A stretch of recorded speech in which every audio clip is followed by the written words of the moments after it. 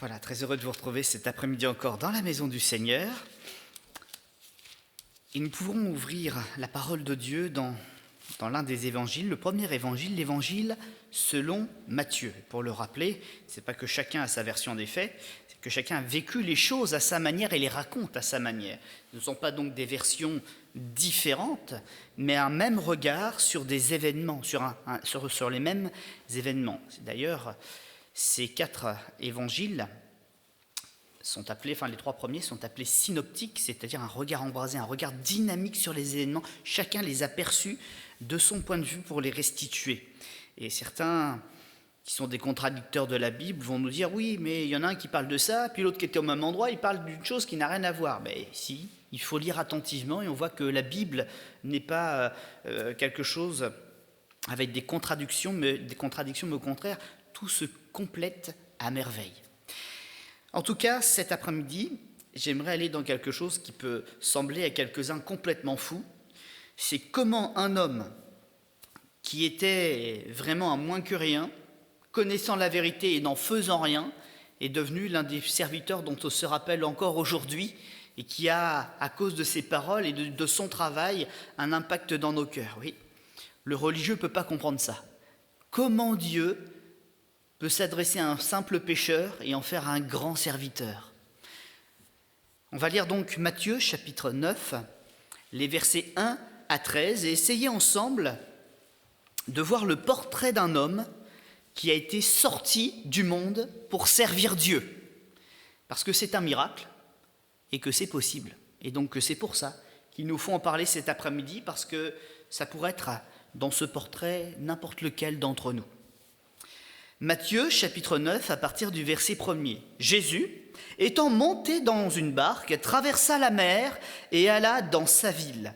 Et voici, on lui amena un paralytique couché sur un lit. Jésus, voyant leur foi, dit au paralytique « Prends courage, mon enfant, tes péchés sont pardonnés. » Alors, quelques scribes dirent au-dedans d'eux « Cet homme blasphème. » Et Jésus, connaissant leurs pensées, dit « Pourquoi avez-vous de mauvaises pensées dans vos cœurs ? Car lequel est le plus aisé de dire « Tes péchés sont pardonnés » ou de dire « Lève-toi et marche ».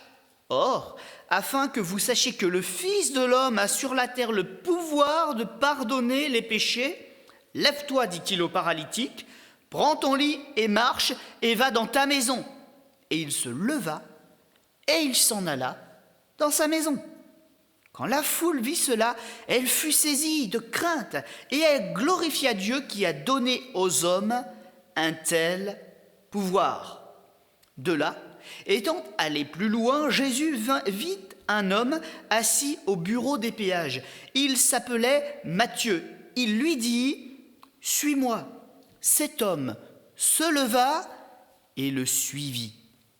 Comme Jésus était à table dans la maison, donc certainement la maison de Lévi, voici beaucoup de publicains et de gens de mauvaise vie vinrent se mettre à table avec lui et avec ses disciples. Les pharisiens virent cela et ils dirent à ses disciples « Mais pourquoi votre maître mange-t-il avec des publicains et les gens de mauvaise vie ?» Jésus, les ayant entendus, leur dit « Ce ne sont pas ceux qui se portent bien qui ont besoin de médecins, mais les malades. Allez et apprenez ce que signifie « Je prends plaisir à la miséricorde et non au sacrifice. Car je ne suis pas venu appeler des justes, mais des pécheurs. » Alors les disciples de Jean, donc Jean-Baptiste, vinrent auprès de Jésus lui dire « Pourquoi nous et les pharisiens jeûnons-nous tandis que tes disciples ne jeûnent point ?» Jésus leur répondit « Les amis de l'époux peuvent-ils s'affliger pendant que l'époux est avec eux ? Les jours viendront où l'époux leur sera enlevé, et alors ils jeûneront. Amen. » Je crois que la Bible n'a pas été écrite au hasard, et je crois que sous la conduite de ceux qui ont vécu des expériences puissantes avec Dieu, qui les ont rédigées en tant que témoins, il y a aussi l'inspiration du Saint-Esprit pour l'organisation aussi des textes. Je crois que la parole de Dieu que la Bible ne contient pas seulement la parole de Dieu, je crois qu'elle est pleinement la parole de Dieu et qu'elle a le sceau de son approbation. Et c'est vrai que quand nous lisons ces textes que nous voulons lire ensemble, vous avez vu qu'il y a plusieurs témoignages qui sont rendus, hein. Et j'ai voulu commencer la lecture, non pas simplement avec le portrait de Matthieu, de Lévi, dont on reparlera dans un instant, mais commencer un tout petit peu avant ce qui s'est passé, parce que nous l'avons lu, de là étant allé plus loin au verset 9, à peu près la moitié de notre lecture. C'est-à-dire que ce qu'il y a avant a aussi une importance par rapport à ce qu'il y a après. Ce ne sont pas simplement des témoignages comme ça, mis au hasard pour faire joli, ou parce qu'ils sont vrais, mais il y a une cohérence dans le plan de Dieu. Et dans cette cohérence, nous pouvons aussi, si nous lisons, comme je le disais tout à l'heure, avec un peu plus d'attention, voir des choses merveilleuses. Et une chose qui est merveilleuse ici, dans ce chapitre 9 et dans le début de ce chapitre 9, il y a la guérison d'un paralytique. Et Jésus se sert de la guérison de ce paralytique pour mettre quelque chose de plus important que la guérison physique en avant. C'est que Dieu est un Dieu sauveur. Et que quand, par une parole qui retentit avec l'approbation du ciel, il peut dire, et on peut dire à quelqu'un qui se repent de ses péchés, tu es pardonné, c'est Dieu qui te pardonne, tu as maintenant accès à l'éternité, eh bien, oui, il y a des choses qui se passent dans les cœurs. Mais quand il y a cette autorité qui est là, vous avez vu que même les religieux, ça leur plaît pas. Ils ont envie que l'autorité, elle passe par eux d'abord. Ils ont envie d'avoir leur mot à dire. Ils ont envie que leurs convictions, celles qui se sont forgées dans leur réflexion, dans leur intelligence, elles soient d'abord mises en avant. Et pourtant, Jésus leur montre, avec une parole simple et claire, que ce que Dieu veut, c'est ce que Dieu obtient. Et ce jour-là, avant de faire cette guérison miraculeuse, cette chose extraordinaire, il va leur dire qu'il va leur présenter même quelque chose d'encore plus important. Il leur dit que le salut d'une âme, qui ne dépend que du choix de Dieu, qui ne dépend pas des hommes, même du plus grand des religieux, même du plus grand des enseignants, le salut est à la portée de tous. Et il dit à ces religieux un peu comme un défi, parce qu'il connaît leur cœur. Il sait que leur cœur n'est pas vrai. Qu'est-ce qui est le plus facile ? De prononcer quelques mots comme ça en disant, voilà, lui il est malheureux, et pour le spectacle, on va lui dire devant tout le monde, Dieu te pardonne tes péchés. C'est facile à faire. Et il le dit aux religieux, qu'est-ce qui est le plus facile ? Ou alors de prendre le même malade là au milieu de nous, celui qui est devant nos yeux, et d'en réclamer à l'autorité divine qui connaît son cœur, et de lui dire, pour vous prouver que ses péchés sont aussi pardonnés, Dieu va le guérir devant vos yeux. Il va se lever. Le miracle va vous étonner, mais non pas afin que vous étonniez du miracle, mais afin que vous soyez convaincus que les paroles que j'ai dites avant, tu es pardonné, sont vraies. Et que ce pouvoir est entré dans le monde par Jésus-Christ. Tes péchés sont pardonnés, lève-toi et va dans ta maison. Amen ? C'est important ça. Et toute la foule, finalement, elle va se réjouir, elle va s'étonner, mais elle va réaliser une chose, oui, ce grand pouvoir a maintenant été répandu parmi les hommes. Le pouvoir de pardonner les péchés est en Jésus-Christ. Et ils s'étonnent, et en même temps ils peuvent quand même s'y associer, religieusement, puisqu'un homme qui était infirme se lève et qu'il part. Un grand miracle, merci Seigneur. Mais le texte continue. Et j'aimerais qu'on aille jusque-là. Parce que Jésus, il continue d'avancer. Le texte, au verset 9, je l'ai rappelé tout à l'heure, il y a une coordination qui se fait pour montrer que c'est la suite des choses. Jésus ne s'arrête pas à des gens qui sont là, malheureux pour les guérir et qu'on glorifie Dieu. Sa mission ne se limite pas aux malheureux. Elle va aussi à ceux qui se croient bien, qui sont en bonne santé ou qui se croient en bonne santé et qui sont eux aussi, comment dire, qui ne peuvent pas entrer dans le royaume de Dieu à cause de leurs péchés. Et il va voir un autre homme assis qui est là au bureau des péages. On l'appelle donc un péager. C'est quelqu'un qui est chargé par l'Empire romain de faire payer des taxes sur les chemins. C'est comme nous quand on prend l'autoroute, pour financer l'autoroute, on paye. Sauf que là, l'argent, il tombait dans la main de l'envahisseur romain qui lui avait créé les routes. Et cet homme qui était là, lui aussi il était assis. Et à lui aussi Jésus va dire quelque chose. La même chose qu'au paralytique. Parce que Dieu ne fait pas de différence entre les gens. Nous sommes assis dans notre misère, que ce soit la misère physique ou la misère du cœur. Et il nous appelle tous à cela, lève-toi pour Dieu. Change de vie. Ne reste pas dans cette situation, qu'elle soit inconfortable ou confortable, que tu n'aies pas d'argent ou que tu en aies un peu plus. Mais il faut que maintenant que Dieu est présent dans ta vie, que tu te lèves, que tu le suives et que tu fasses quelque chose d'utile de ta vie, quelque chose qui plaît à Dieu. Change de mentalité. Et ça, c'était encore une étape de plus. Vous avez vu que dans un premier temps, avec le miracle, les religieux sont venus pour discuter et avoir un peu des comptes de Jésus. Mais alors dans le deuxième cas, ils ne se cachaient plus du tout de leur véhémence, de leur désaccord. Ils criaient fort, ils criaient aux autres qu'il ne fallait pas suivre Jésus. Mais Jésus, les ayant entendus, c'est lui qui vient vers eux et qui leur dit quelque chose.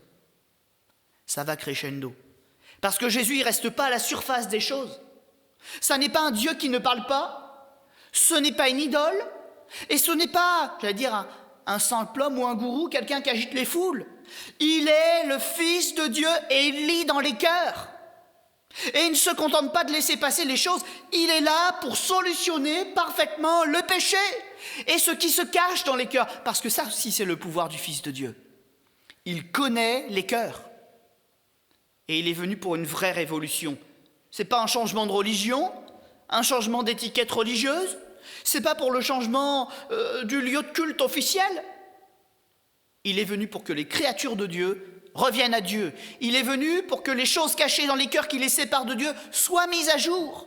Et qu'enfin nous puissions confesser nos erreurs pour demander pardon, et un pardon qui pourra être reçu. Mais il faut que ce soit sincère, il faut que ce soit authentique, et il faut que Jésus il aille, j'allais dire comme le disait mon père, il faut qu'il aille au charbon. Il faut qu'il aille au plus profond du plus profond des ténèbres de notre cœur. Il faut qu'il creuse dans la mine et qu'il sorte de là tout ce qui ne va pas. Alors Jésus, il est là et il est en train de creuser, non pas avec des beaux discours seulement, non pas avec quelques miracles, mais en montrant et en révélant l'étendue du péché qui touche tous les hommes. Et vous remarquez avec moi une chose, comme nous l'avons lu d'ailleurs dans le Proverbe ce matin, vous le relirez. Plus les gens qui aiment le péché voient Dieu arriver, plus ils se mettent en colère et s'irritent. Ça touche à leur autorité, ça touche à leur porte-monnaie, ça touche à leurs petits avantages, ça touche à leur position sociale, parce que Dieu a des droits et que Dieu les réclame. C'est beau de voir des malades guéris, mais l'œuvre de Dieu va tellement plus loin. Elle est en train de préparer l'éternité. Ce qu'il nous faut savoir, c'est qu'aujourd'hui, nous ne sommes pas destinés à l'éternité. Nous n'y allons pas à cause du péché. Alors il a envoyé Jésus pour nous donner une nouvelle destinée. Et si nous entendons le message de Jésus, si nous recevons son enseignement, si nous aussi, lorsqu'il interpelle notre cœur alors que nous sommes en prière ou que nous entendons un message comme celui-ci, nous disons c'est vrai Seigneur. Je suis ce pécheur, je suis cet homme, je suis cette femme, assis dans ma misère, peut-être dans ma maladie, mais pas que ma maladie, c'est pas une excuse. Derrière la maladie, qu'est-ce qu'il y a ? Il y a aussi le péché comme tous les autres. Et le véritable problème que Jésus est venu solutionner, c'est celui qui se passe dans notre âme et qui nous sépare de Dieu. Matthieu, lui, le texte parle sobrement de ce qu'il faisait, mais nous savons aussi comment ses contemporains le voyaient. Est-ce que vous connaissez un petit peu l'interprétation de ce texte? Vous l'avez déjà entendu, certainement. Un péager. Est-ce que c'était quelqu'un de bien considéré? Non. Voilà, je vois des noms dans le fond de la salle et vous avez raison. Il réinsiste. Eh non. Pourquoi? Déjà parce que son métier, c'était de taxer ceux du même sang que lui pour un envahisseur, les Romains. Donc déjà, il n'était pas très aimé pour ça. Et l'autre chose, c'est qu'en tant que péager, et parce que les Romains voulaient le garder dans leur camp, il avait la liberté d'appliquer le niveau de taxe qu'il voulait. C'était à la tête du client. Alors non seulement il taxait ses frères, de sang, mais en plus, il y avait intérêt de lui montrer du respect parce que s'il n'était pas d'accord après vous, c'était le double ou le triple. Et la différence n'allait pas pour les Romains, dans le contrat, c'était pour lui. Alors forcément, quand les religieux qui avait déjà eu un peu de déboire avec Jésus, avec son histoire de miraculeux, voit Jésus aller manger avec cet homme-là, c'est un scandale religieux. Ils sont en train de lever les foules contre Jésus et ils ne comprennent pas, ils ne veulent pas comprendre qu'il faut aussi que Dieu lui parle à cet homme-là. C'est un pécheur, il est perdu. Et la mission que le responsable qui possède une Bible et qui l'enseigne, sa grande mission à lui, ça devrait être d'aller voir cet homme et lui dire « Selon les Écritures, frère, il faut que tu changes de vie, ça va pas. » Et ils ne le font pas. Ils préfèrent le critiquer et le laisser chez lui. Alors Jésus y va. Parce que Jésus n'est absent d'aucune vie qui a besoin d'aide. Quand le malheureux crie, l'Éternel l'entend et le délivre de toutes ses détresses. Le religieux voyait un traître et Jésus voyait quelqu'un qui était mis à l'écart. Il voyait même ce que les autres ne voyaient pas. Parce que quand on étudie un peu ce texte et les textes parallèles, on voit que cet homme, il a une histoire. Il y a la pudeur de la Bible qui ne donne pas tous les détails comme ça, de but en blanc. Mais le nom du père de Matthieu, Alphée, ça signifie le bouvier. Le bouvier, vous connaissez peut-être, c'est l'éleveur de bœufs en fait. C'était donc déjà dans sa famille, sa famille n'était pas une famille aisée en fait, c'était des éleveurs de bœufs. Et c'était aussi un métier dans lequel les gens n'étaient pas considérés. Donc Matthieu finalement, si on le met un petit peu dans cette perspective-là de d'où il est sorti, d'où il est venu, d'une famille pauvre qui élevait des bœufs. Le papa, il était où? Il était derrière le troupeau, ça veut dire qu'il était certainement absent de la maison. Matthieu, c'est peut-être un de ces gamins, si on peut parler comme ça, qui a grandi tout seul, qui a dû se faire violence, qui n'a pas eu le privilège, et ça c'est certain, d'aller à l'école. Il s'est débrouillé comme il a pu, il a trouvé de l'argent là où il a pu, et puis il a travaillé en essayant de changer sa vie, puis de prendre un peu les rênes de sa vie en main. On comprend d'où il vient maintenant, et on comprend la compassion de Jésus, parce que vous savez, nous on ne connaît pas les gens, dès qu'on les voit, on les catalogue. Direct, ce que tu fais, ce que tu es, ça ne me plaît pas, je ne t'aime pas. Et Dieu, heureusement qu'il n'agit pas comme ça. Dieu il connaît notre origine. Il sait d'où nous sortons. Il sait pourquoi on en est arrivé là et même parfois pourquoi on a chuté. Mais il n'est pas venu dans le monde pour nous condamner. Le premier élan de sa venue, c'est un acte d'amour pour nous dire « Je te connais, je sais pourquoi tu en es là, mais je te tends la main pour t'en sortir. » La grâce. Voilà la grâce. Nous ne sommes pas secourus par un Dieu qui veut nous juger, nous sommes secourus par un Dieu qui nous connaît, qui veut nous sauver. Et son premier élan, il est là. Et si on comprend cela, on comprend aussi pourquoi Jésus, ce jour-là, il a accepté d'entrer dans cette maison de pécheurs. On sait pourquoi il a accepté de manger à la table des gens de mauvaise vie. Vous avez vu que le terme, il est fort, des gens de mauvaise vie. C'est vous dire les galons qui étaient mis sur les épaules. C'est une maison dans laquelle les gens bien n'entraient pas. Alors ça ne veut pas dire que nous sommes appelés à le faire tous les 4 matins, mais Jésus, il avait une mission, et c'est pour cette mission qu'il y est entré. Quand il a dit à Matthieu, qui s'appelle aussi Lévi, de se lever, c'était pour faire quoi? C'était pour le remettre en selle et faire de lui un vrai disciple et lui passer le relais. Parce que Jésus voyait en lui ce que les autres ne voyaient pas. Et ce repas, quand on lit un peu les commentaires des frères pasteurs et de ceux qui aiment la parole qui ont traversé les siècles, ils nous mettent ce repas particulier-là sous un autre jour. Et ce jour, j'avoue que je ne l'avais jamais compris par moi-même, mais quand j'ai lu ces commentaires, ça a été une détonation dans mon cœur. Parce que Matthieu, qui a invité Jésus dans sa maison, a été accompagné de beaucoup de publicains et de beaucoup de gens de mauvaise vie.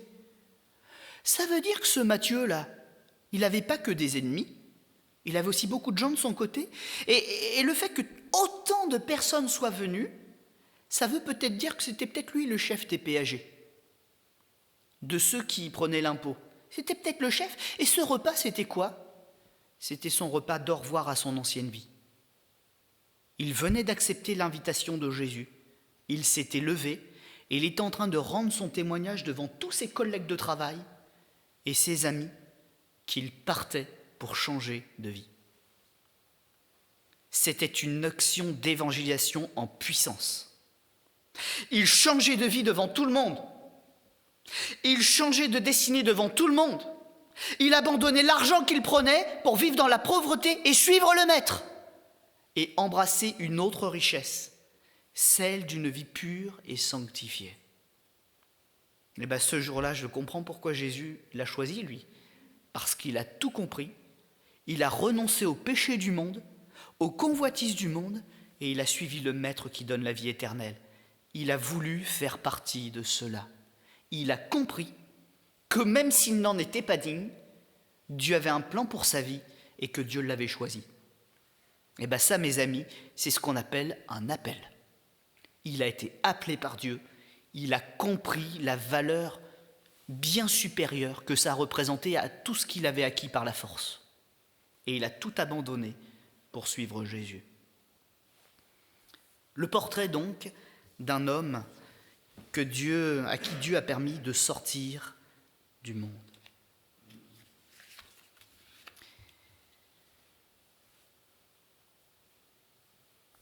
Matthieu, ça signifie le don de Dieu. Ça peut aussi être traduit d'une autre manière par attachement.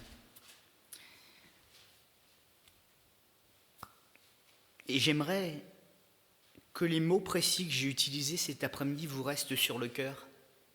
Vous êtes assis sur une chaise cet après-midi. C'est plutôt pas mal. Mais il y a un message qui a été donné. Il n'a pas été donné aux absents, il a été donné à chacun d'entre nous. Et ce message, à 2 reprises, il citait ces mots « Lève-toi, lève-toi ». Et ça, c'est important. Parce que si vraiment on le reçoit comme un appel de Jésus, à le suivre, à s'engager avec lui, à changer de vie pour lui, non pas pour une religion, mais pour la vérité, Dieu qui nous visite, Dieu qui nous veut du bien, Dieu qui est capable de changer notre destinée, si nous nous levons pour cela, nous serons les plus heureux des hommes et des femmes. Parce que vous savez, il y a des choses qu'on fait dans notre vie, on ne le regrette jamais. Et s'il y a bien une chose que l'on fait sans jamais le regretter, c'est de dire un oui sincère et franc à Dieu. Amen. Alors on va incliner notre front un instant. Et moi, même si moi j'ai parlé d'appel, dans ce temps de prière, entendez cette voix de Jésus qui vous dit en personne la même chose. Lève-toi et suis-moi. Il faut que le salut entre aujourd'hui dans ta maison. Amen. Seigneur Jésus, c'est vrai que nous aurions pu et nous pourrions vivre en cet instant la guérison de beaucoup de malades, car en ce moment, il y a des malades, beaucoup de malades, tout autour de nous, et même dans l'Église. Mais Seigneur, rien ne sera jamais plus grand que ton véritable plan. Non pas simplement nous faire un peu de bien, bien que tu le fasses, mais de faire entrer un plein salut dans nos vies.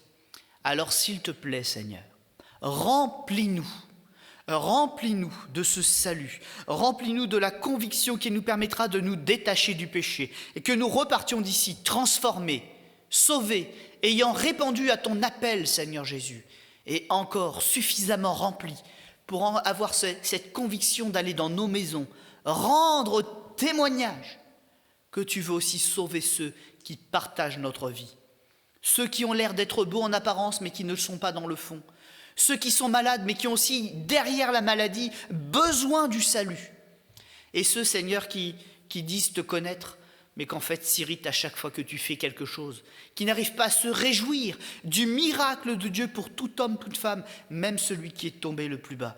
Parce que notre Dieu est tellement grand qu'il n'a pas eu peur d'aller au plus profond des ténèbres et d'en sortir ceux qui y étaient tombés. Merci Seigneur, d'avoir tant d'amour et tant de détermination à sauver des hommes encore aujourd'hui en 2022, après tout le mal que nous avons fait. Après tous les blasphèmes que nous avons prononcés, après toutes les directions que nous continuons de suivre et qui sont mauvaises, toi, tu ne t'es pas lassé. Et j'aimerais dire comme le prophète Ésaïe, nous nous adressons à toi, notre grand Dieu, qui ne se lasse pas de pardonner à celui qui se repent. Ô Jésus, visite-nous avec puissance cet après-midi et fais cette œuvre que toi seul tu sais faire. Pardonne aux pécheurs qui se repentent. Amen.